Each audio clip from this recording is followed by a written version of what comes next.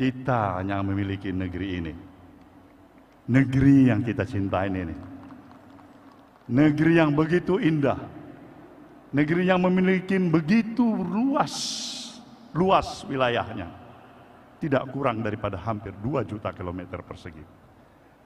Negeri yang mempunyai posisi geografis yang begitu strategis, diapit oleh 2 samudera, Samudra India dan Samudra Pasifik, 2 benua, benua Asia dan juga benua Australia.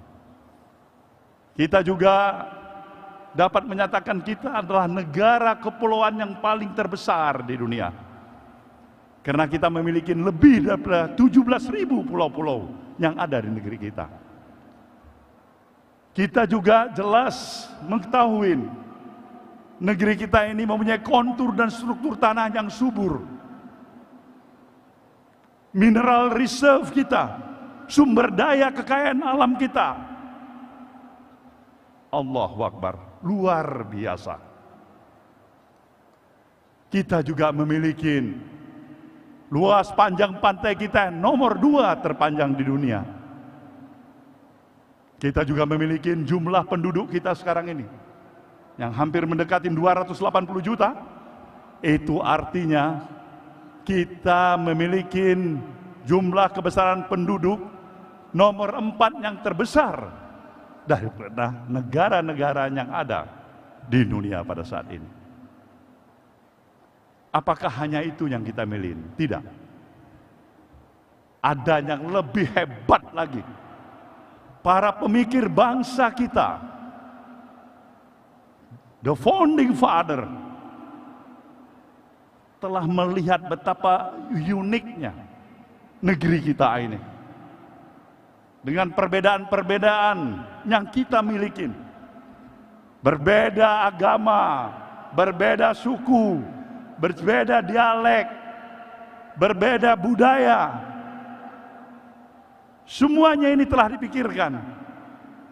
Dipikirkan untuk tidak menyebabkan perbedaan-perbedaan ini melahirkan perpecahan di antara kita satu sama lain. Inilah yang telah dipikirkan oleh para pemikir bangsa ini.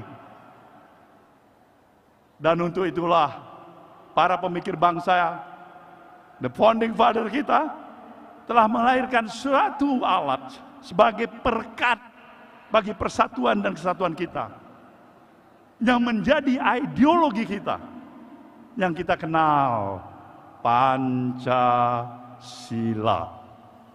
Nah, inilah menjadi kekuatan kita, Pancasila, sebagai pandangan hidup kita. Nah, saudara, para hadirin yang saya hormati, begitu luasnya, begitu indahnya, begitu hebatnya negeri yang kita miliki ini. Apa yang masih menyebabkan kita belum bisa menyatakan negeri kita ini sudah sepantasnya menjadi negara superpower seperti negara-negara lain yang lebih hebat dibandingkan dengan apa yang kita miliki hari ini? Apa yang menyebabkan ini? Kenapa kita belum mampu mencapai tingkatan dan harapan seperti apa yang diharapkan oleh pendiri bangsa ini? Bukan karena kita negara yang kurang luas, bukan karena negara kita kurang kaya, bukan karena jumlah penduduk kita kurang besar, bukan karena kontur struktur tanah kita kurang subur. Semuanya kita miliki. Tapi satu hal yang menjadi masalah besar bagi kita sebagai satu bangsa. Nah, ini yang perlu saya ingatkan kepada saudara, bahwasanya pikiran, gerakan perubahan yang juga sejalan dengan apa yang pernah dikonstatir oleh Presiden Jokowi untuk melaksanakan revolusi mental adalah sebenarnya identik dengan misi gerakan perubahan kita. Senafas, sebangun, sejalan. Dan itulah yang kenapa ketika pada tahun 2014 pemilu dengan seluruh kekuatan dan harapan energi yang kita miliki. Kita dukung yang namanya Presiden Jokowi kala itu sebagai calon presiden untuk menjadi presiden di negeri ini, saudaraku.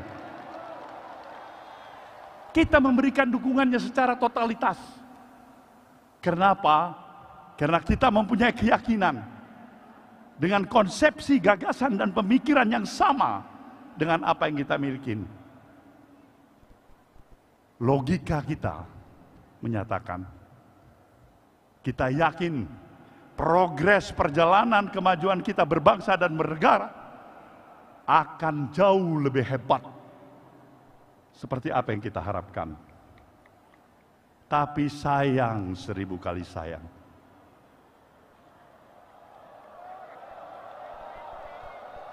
sayang, 1000 kali sayang, harapan belum menjadi kenyataan.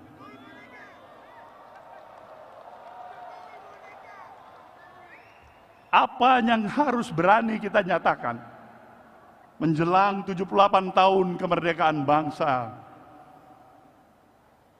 yang kita miliki? Sebenarnya kita memahami bahwasanya kemerdekaan yang kita miliki ini bukanlah hanya pemberian atau hadiah yang kita peroleh dari para kaum penjajah. Para kader partai Nasdem, perlu saya ingatkan, kita pernah mengalami sedikit-dikitnya 3,5 abad sebagai bangsa yang terjajah. Dan konsekuensi sebagai bangsa yang terjajah adalah derita, penghinaan, kesedihan, kesusahan, dan kehilangan harkat dan martabat. Itulah nasib sebagai bangsa yang terjajah. Tapi dengan seluruh daya dan upaya para pemikir sekaligus para pejuang bangsa ini yang telah memberikan peran dan mengambil sikap dengan penuh keyakinan, memberikan pengorbanan harta, bahkan nyawa sekalipun, untuk membebaskan kita sebagai bangsa yang terjajah menjadi bangsa yang merdeka dan berdaulat. Kita wajib untuk tetap mengenang dan memberikan penghormatan kepada para pahlawan dan para pemikir bangsa ini yang memerdekakan bangsa kita dari kaum penjajah. Inilah sejalan dengan kita mungkin 1 bulan lagi akan menghadapi peringatan hari ulang tahun ke-78 tahun kemerdekaan yang kita miliki. Sejujurnya, kita telah mengalami berbagai kemajuan dalam berbagai peranata kehidupan yang ada, dalam beberapa aspek kehidupan yang kita miliki. Tetapi apabila kita berani dan menempatkan pemikiran secara kritis, objektif, berdasarkan fakta yang ada, di tengah-tengah potret sosial kemasyarakatan yang ada pada hari ini, saudara, para peserta apel siaga yang saya banggakan, Indonesia yang kita kenal sebagai satu bangsa yang memiliki sifat dan nilai-nilai values keindonesiaan yang seutuhnya. Bangsa yang penuh dengan ramah tamah, sopan santun, mengenal tempo selero, ajas kepantasan, kepatutan, budaya malu, penuh dengan spirit kegotong royongan. Hari ini kita sudah hampir sulit untuk menemukan karakter sejatinya bangsa Indonesia seperti apa yang kita kenal seperti itu. Bangsa kita telah berubah. Hari ini dari semangat yang penuh dengan rasa kegotong royongan dan kebersamaan, semangat kekitaan, berubah menjadi bangsa dengan semangat keakuan individualistik yang menghargai nilai-nilai transaksional materialistik yang serba pragmatis. Dan itulah Indonesia hari ini. Kita terjebak pada pragmatisme, kita terjebak dari sikap yang penuh keterus-terangan menjadi bangsa yang penuh dengan kepura-puraan atau munafik. Dan itulah kita Indonesia hari ini. Nah, inilah yang menjadi dasar filosofis pemikiran kenapa kita harus melakukan gerakan perubahan untuk melakukan perubahan yang berarti dan mendasar dalam perjalanan kehidupan kita berbangsa dan bernegara. Kita sayang pada bangsa ini. Kita sayang kepada para pemimpin yang ada di negeri ini. Kita punya komitmen moral untuk keberhasilan pemimpin yang kita dukung dan usung menjadi presiden negeri ini. Tapi bisa saja niat baik akan diartikan dengan penuh kesalahpahaman dan salah pengertian, dan kita terima itu, saudaraku semuanya. Tapi bukan berarti kalau memang niat baik, kesalahpahaman, salah pengertian, kemudian kita merasa terjepit, tertekan, tertindas, terhalangin, kemudian kita menyerah. Kemudian kita menyerah. Kemudian kita menyerah. Bukan. Kita katakan, insya Allah kita belum menyerah.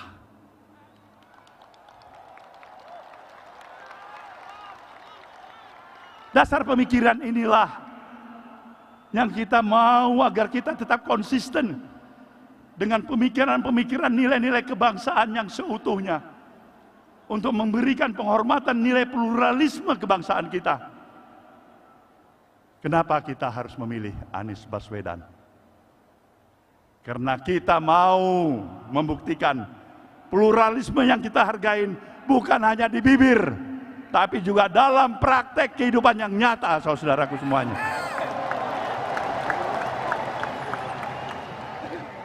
Pemikiran-pemikiran yang dinamis, moderat, dan penuh dengan konsistensi pemikiran dalam rasa membangun ke-Indonesiaan yang seutuhnya, wajib terus-menerus kita perjuangkan. Maka dalam kesiapan kita menghadapi pemilu pada 2024 yang akan datang, saya ingin menyerukan dari tempat ini kepada para penyelenggara dan pengawas pemilu untuk melaksanakan tugas sebagaimana yang diamanahkan secara profesional dan bermoral, terlepas dari semua intervensi kepentingan, dan tetaplah tegak lurus pada nilai kejujuran dan keadilan. Kita memerlukan pemilu yang seperti itu. Tidak ada gunanya pemilu kita laksanakan kalau pemilu itu berakibatkan kepada perpecahan daripada anak bangsa ini. Musuh kita bersama bukanlah musuh di antara kita satu sama lain. Bukan musuh atas dasar perbedaan agama, perbedaan partai politik, tapi musuh kita adalah kebodohan, ketidakadilan. Inilah musuh bersama kita dalam kehidupan kita berbangsa dan bernegara. Maka pada saudara semuanya, keluarga besar Partai Nasdem, dari struktur wilayah, daerah, cabang, kemudian DPRD, saya nyatakan penghormatan dan penghargaan saya yang setinggi-tingginya. Saudara telah menunjukkan komitmen jati diri saudara untuk hadir dengan pengorbanan yang ada ke Jakarta dari berbagai wilayah di Nusantara ini demi menyatakan saudara masih ada sebagai kader partai ini.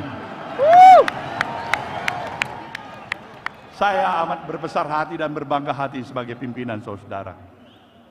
sampaikan salam perjuangan saya kepada seluruh keluarga besar kita di kampung halaman.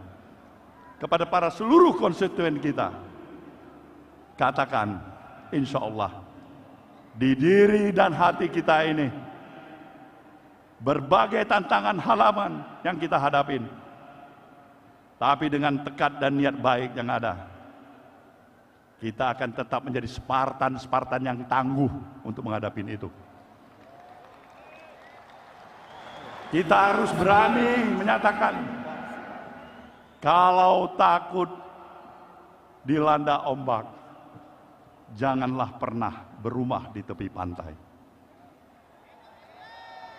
Inilah kita Nasdem, saudaraku semuanya.